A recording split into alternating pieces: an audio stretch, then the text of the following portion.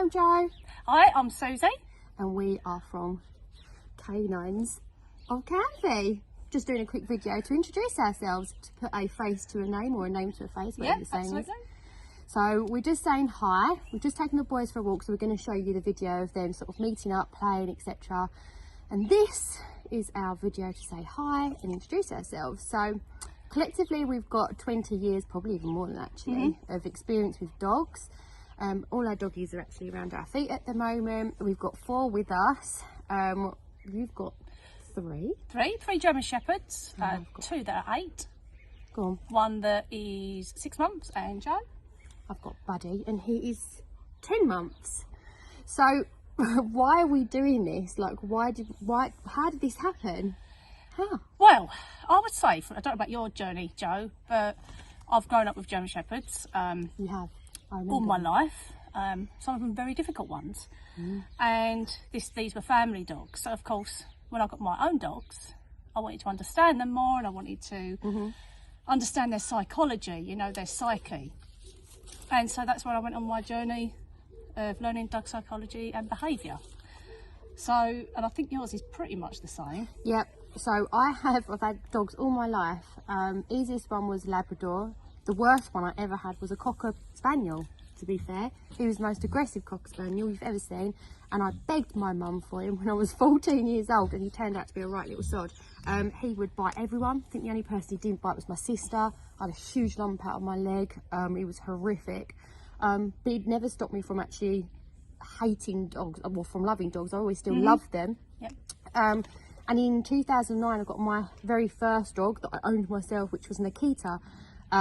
And that just kind of put everything on the, everything that I'd ever taught, basically.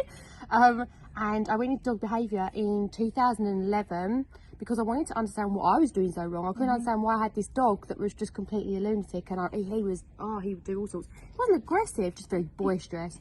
And everyone said, oh, get his bits removed. That's the answer. And everywhere I went, everyone had this kind of their own theory and their own way of doing things, but for me it just wasn't working. So I just kept thinking I'm doing something wrong. So I went into dog behaviour. I looked into Caesar Milan, looked into all these different things. Actually, Caesar at that time wasn't really doing anything in 2012. No. A lady called Jan Fennell, who had her own video, her own channel. I can't remember what she did on, I think it was on ITV back in the 90s. And I trained with her and her son. It was amazing and completely changed not only my sort of view of dogs, but also my relationship with my last dog, Winnie. And it was just day and night. The difference was day and night. It was very, very cool. Yeah. And obviously from then on, you know, Winnie, we lost him 2 years ago, just 2 years. And now we've got Buds, and it just kind of like just cemented the fact that I wanted to do something more with dogs. I've always wanted to do something, but it's just what. And basically, that's where we're at. That's where we are. That's how it's kind of come together, hasn't it? It's kind of, we want to do something a little bit different for people. Definitely. We don't just want to train your dogs. It's not about training your dogs. It's about training you as a human, how to understand your dogs. And a lot of people don't get this. Even down to simple facial expressions they do. Licking their lips means anxiousness.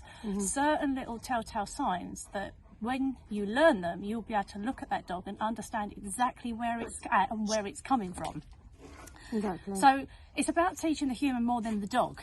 So that's where the point of view we're coming from. And we want people to understand that some certain behaviours, growling and so on and so forth, may not necessarily mean an attack. Oh, yeah, definitely. It could just mean absolutely anything. Well, we'll show you the video of our dogs just now. I mean, they weren't really growling, were they? But no, they were do it in making play. Lots of noises, weren't they? Yeah, it's like children at a playground, you know.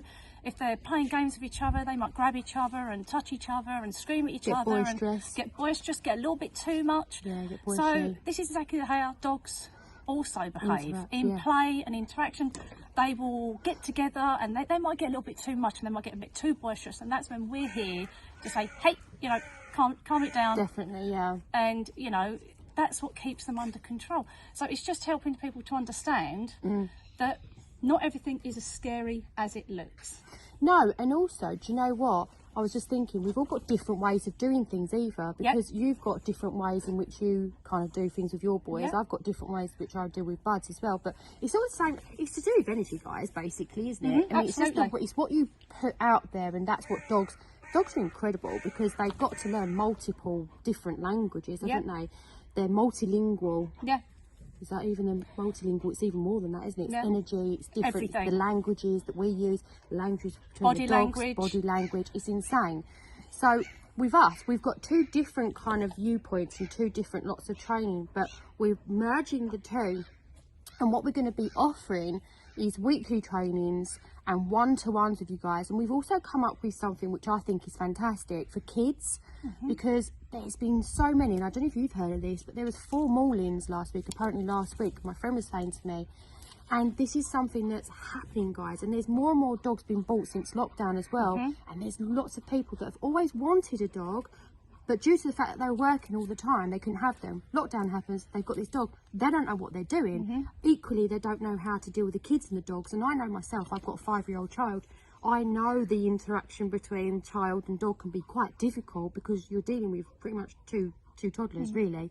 And the thing is that we want to teach people how they can be with their child and their dogs, and how the child can implement and play nicely, and what all of it means, and really safeguard that relationship, because you know, it's really, really important. And think about it, nice. I'm not being funny, but everyone wants that experience with the dog where they go out and they walk with their family, and it's a nice, cool, chilled out walk and just play. They don't want that life where, oh my god, I can't have people around, I've got to put the dog away, and oh my god, I don't know what to do, and the dog's got to go outside, and the dog gets neglected because they don't know how to deal with things. So I think this has been brought up more since lockdown, hasn't it? We've been more thinking about it because the amount of people that have bought dogs during lockdown, and I think that lots of people are kind of really struggling right now with what to do with their dogs and stuff. So we've decided to do puppy training classes, leadership training classes.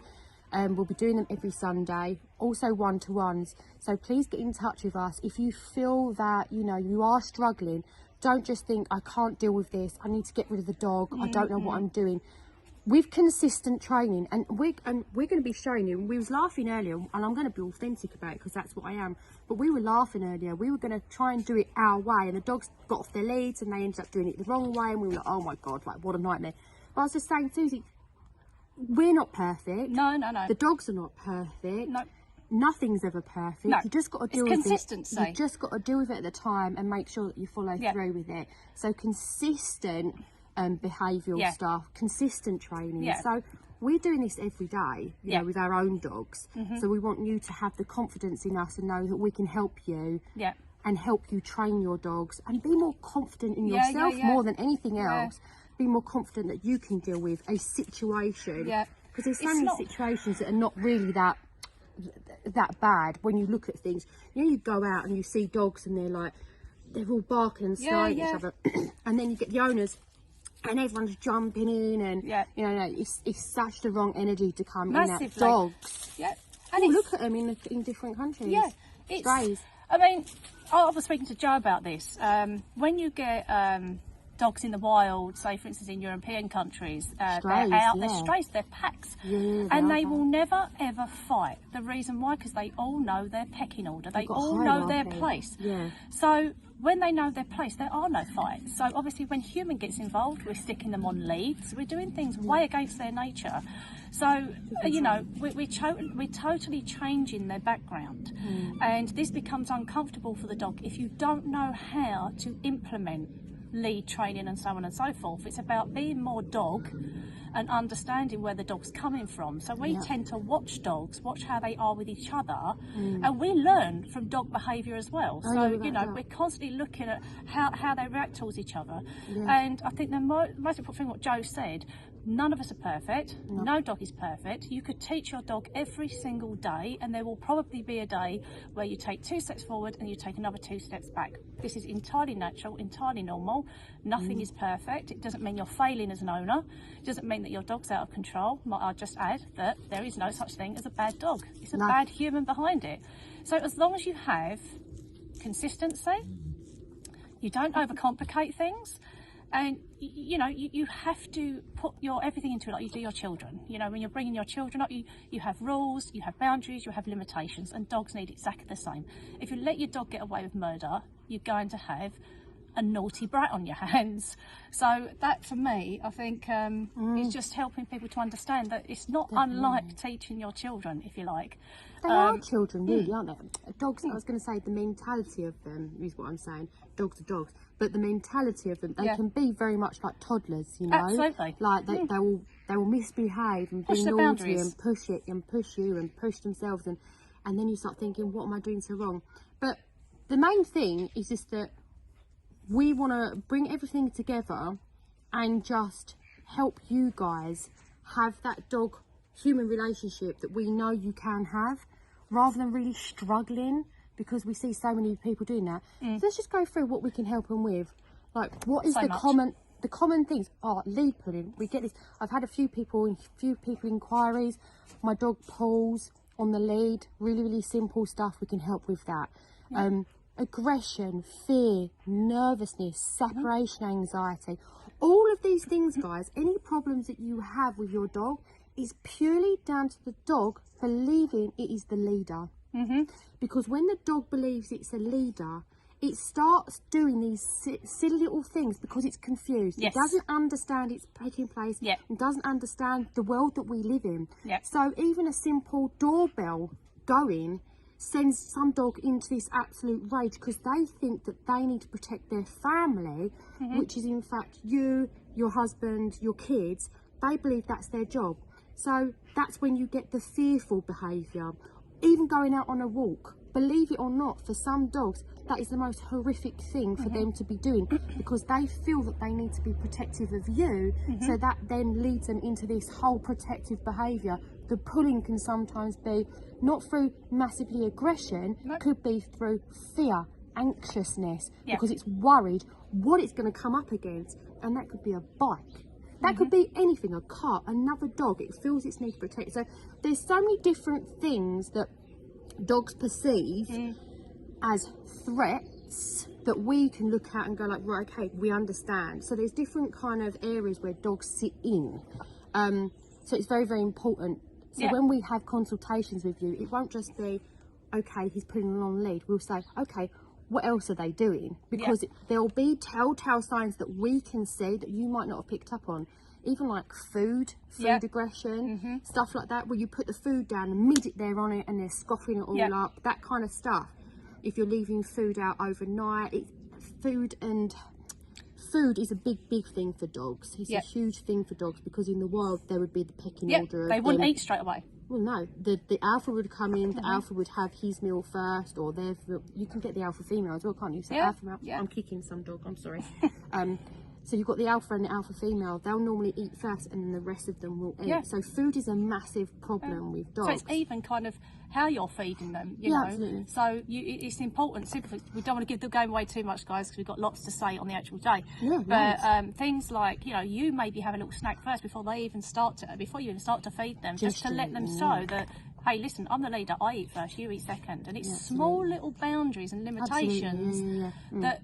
What people need to understand is your dog is desperate for a leader. It might seem like you're being cruel. It might seem like you're, you know, oh, I can't do that to my dog. You know, when I walk through the front door, we don't fuss our dogs, okay? We just walk through the front door. We go about our, you know, 5-10 minutes, go about what we've got to do, then fuss the dogs. That lets them know that, you know, you're not just coming in. A dog does not approach another dog like that at all.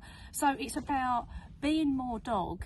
And then when you have that system, you then become the pet leader. When you're the pet leader, your dog can be relaxed. Oh, thank God for that. Just feel, I can just be a dog. You've got God. It. You've got my back. Yeah. And then you'll see them more relaxed. You'll see more softer eyes as well, won't they? They'll see it might even be subtle changes for you at first, but you'll see subtle things start to happen, and it's then you think, actually, that's making the difference. But this needs to be consistent, guys. So every week we're doing 6-week courses, puppy classes and leadership classes. One starts, I think they both start on the 24th of April, don't they? Yeah, if I at remember 9 rightly. o'clock. So we're going to be holding them every Sunday on Canvey. Please get in touch with us, and also the one-to-one trainings if you are really struggling. You're thinking, I can't do this anymore. I'm really, you know, I'm really struggling and I don't know what to do. please just give us a PM.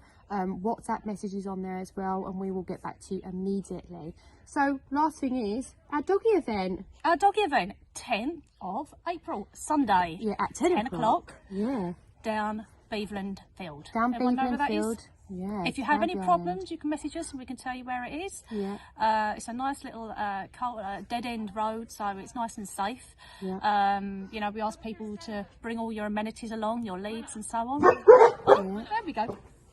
Thank you. Thank you. Thank you.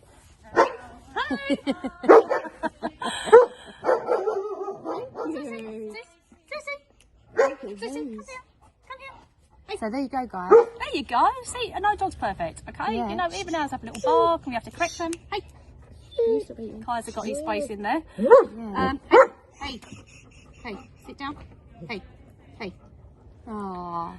So, yeah, there you go. That's a prime example, people. You know, it's 2 steps forward, 1 step back. And we're here to, you know, help this journey with you. Anyway, going back to the 10th of April, what we're going to be doing. So we're just going to be going through some of this stuff, going through a lot of the very quick sort of like problems that you might be having. And we're going to be looking at the dogs as well, just seeing what we can see and helping you at the time. Big socialisation, just more so meeting up and just, you know, having your dogs around you, because we want this to be a pleasurable experience. We invite every single one of you. It doesn't have to be puppies, doesn't have to be adults, it can be any single one of you. Just ensure that you bring, if they are aggressive, you do make sure that they are on a very tight lead. Make sure that if you do want to have them muzzled, or if that's how you feel that you need to have them muzzled, because there will be other dogs. We just have to make sure that everyone's safe. Yeah. That's all. Yeah. But we invite everyone. We invite anyone, you know, aggressive dogs, people that are worried, you know, that a dog's being aggressive. Bring them. Yeah, because absolutely. We're here, you know, we're here to make sure that you're doing it the right way. Yeah. You know, we're here to protect you and your dogs, and you know, we don't want people to feel that they're being ostracised. Oh, look, can't get my words out. Yeah, no, ostracised, absolutely. Ostracised. Because there's a lot of people that do that, a lot of training people that I've spoken to that do that. Hey. There's a lot of people that do that, that won't take in aggressive breeds, or won't take it certain breeds. You know, I had that myself with my old dog. So yeah, so we just want to make sure that everyone knows that everyone is welcome. You know, there's not a bad dog. Nope. It's just that you're misunderstanding and misinterpreting them. They are acting as the leader. We're gonna literally just, well, vice versa, that, swing it all around and hope that you then become the leader. You then become in charge. They will take the back seat and they'll start becoming more calm and just chilled out. And you'll see a different dog. It'll be night and day. Yeah, so come along. We hope to see you there.